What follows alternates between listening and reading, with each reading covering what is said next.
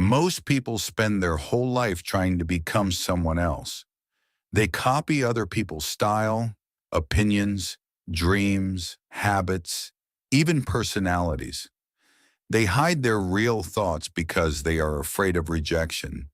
They change themselves just to fit in.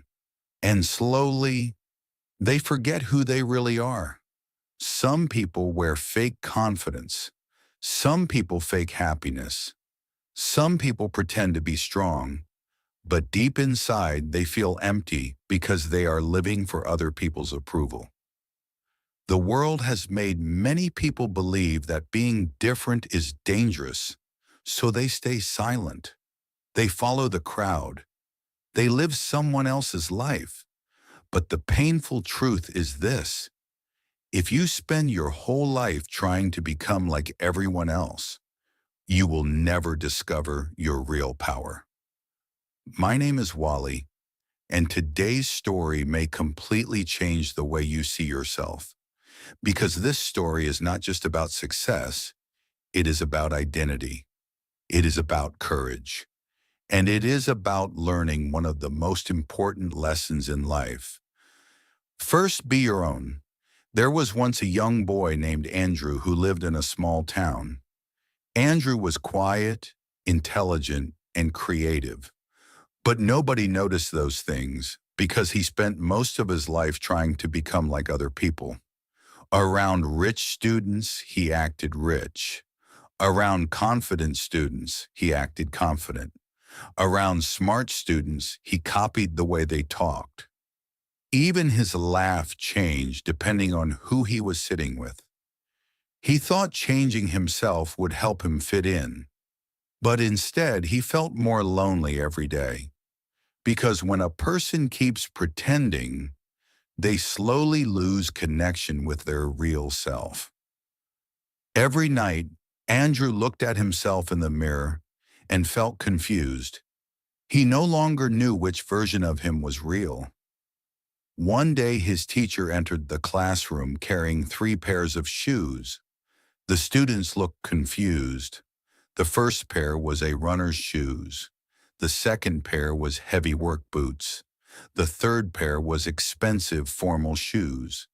The teacher placed them on the table and asked, "Which one of these shoes is best?"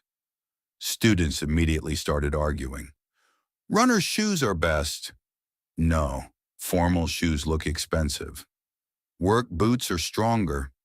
The teacher smiled and pointed toward Andrew. "What do you think?" Andrew stayed quiet for a moment and then answered carefully, "I think it depends on who is wearing them."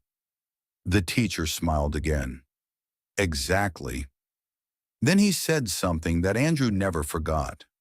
If a runner wears heavy boots in a race, he loses.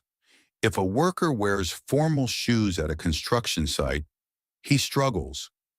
And if someone keeps wearing shoes made for other people's lives, they will never walk properly in their own. The classroom became silent. But those words hit Andrew harder than anyone else. Because for the first time, he realized what he was doing to himself. He was wearing a personality that did not belong to him. That evening, Andrew walked home thinking deeply. When he entered his room, he looked around carefully. The books he bought because others liked them. The clothes he wore to impress people. The hobbies he pretended to enjoy. Almost everything around him was chosen for acceptance, not happiness. And suddenly he felt tired. Tired of acting. Tired of pretending. Tired of constantly changing himself just to avoid judgment. The next day at school, something changed. Andrew stopped forcing fake reactions. When students talked about things he did not care about, he stayed honest instead of pretending interest. When someone mocked his simple clothes, he stopped trying to defend himself. At first, people noticed immediately. Some laughed at him. Some called him boring. Some said he had changed. And this is where most people quit.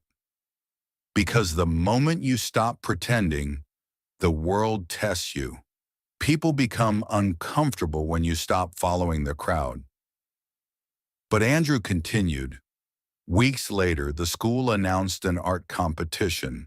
Andrew loved drawing since childhood, but he had hidden that passion for years because people around him thought sports and popularity mattered more. This time, he decided to join, not for attention, not to prove anything, but because drawing genuinely made him feel alive. For days, he worked quietly on his painting. While other students copied ideas from social media, Andrew painted something personal, a young tree growing between broken rocks. The tree looked weak at first glance, but its roots were pushing through stone to survive. When competition day arrived, many students laughed. That painting is too simple. It doesn't even look impressive. Andrew almost lost confidence. For a moment, he wanted to remove his artwork from the wall and replace it with something more popular. But then he remembered his teacher's lesson. Shoes made for someone else's journey can never help you walk your own path. So he left the painting there. Hours later, the judges announced the winner. Andrew's painting won. Andrew's painting won first place. The entire hall became silent. One judge explained why. Most students painted what they thought people wanted to see, but this painting feels honest. It has struggle, identity, and meaning. That day changed Andrew forever. He realized something most people understand too late.